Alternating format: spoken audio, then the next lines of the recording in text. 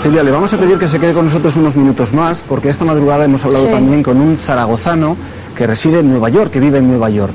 Él nos ha contado hace apenas unas horas, esta madrugada, para nosotros la noche de ellos, cómo despierta hoy Manhattan y cómo despierta hoy la zona cero.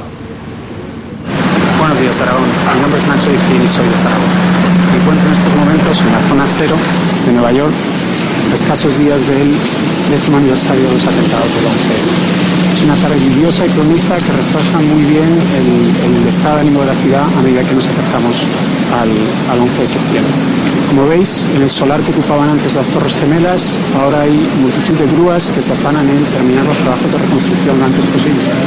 A la derecha, la torre roja y blanca iluminada es la Torre de la Libertad, que cuando esté terminada será el segundo edificio más alto del mundo, con 540 metros y más de 105 plantas. Se llevan terminadas 81 de ellas.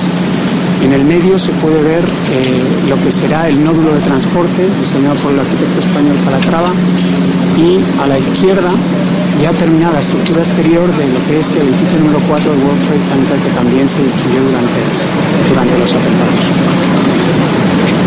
Un cordial saludo. Bueno, hablábamos con él esta misma madrugada. Silvia, apenas